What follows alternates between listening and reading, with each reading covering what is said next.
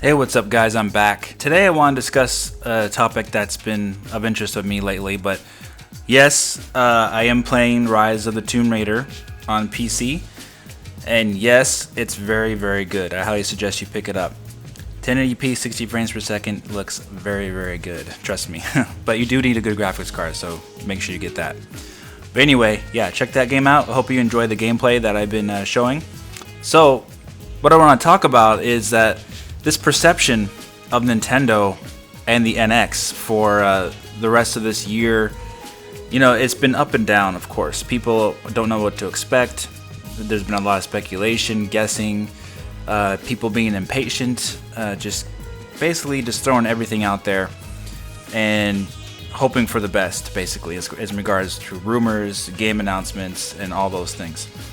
Now, the thing I'm hearing from some people is that Nintendo needs to let developers announce games for the NX right now. And I can understand why they would want that, because people want to know what the NX has in store for them, right? Because we have all these great games that are going to be announced at E3 for Sony and Microsoft consoles, and absolutely nothing for the Wii U, obviously, and nothing for the NX that we know about. So the argument I'm hearing is Nintendo really needs to let developers announce their games. Let them announce it now, because if we don't announce it now, then everyone is going to buy the games on the other systems, right? That might be true if Nintendo waits too long after E3. So a lot of these games like Deus Ex, Final Fantasy 15, of course Call of Duty and Battlefield, all these games are coming out towards the end of this year, starting in August. Those games are being released. So you got to think that Nintendo's going to have their own event in August, possibly maybe as late as September, early September, and start announcing games and possibly ports of these big AAA games during that time. However, does it really hurt Nintendo's perception of the NX for the public right now? For people that are very impatient and can't wait any longer, I guess it does. But if you can't wait another 3 or 4 months, then where were you back in 2015 in March when Nintendo announced the NX?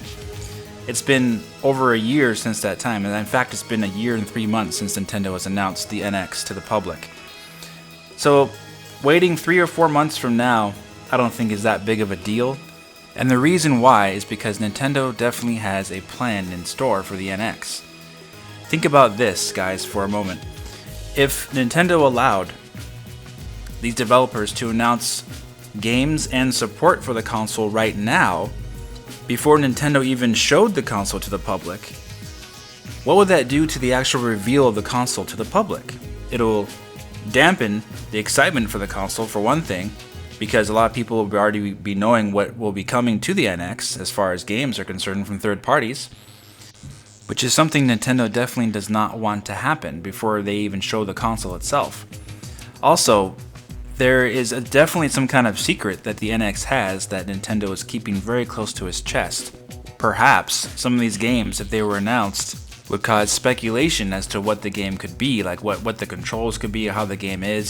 Some of these games, just by the title, can cause speculation from fans.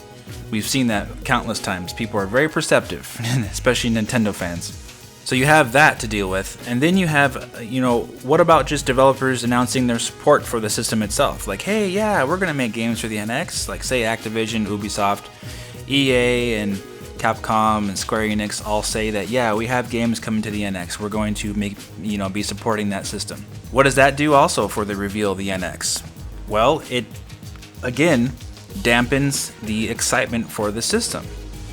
How much better would it be to wait a couple more months after E3, Nintendo has its own event, and then not only they show the developer support, not just in like words, but they show it with games as well. So that's a really good way that Nintendo advertises and shocks or surprises. They did it really good with Smash Brothers, right? So when they had those Nintendo Directs, they would throw that character out there out of the blue, like Bayonetta was a complete surprise to everybody.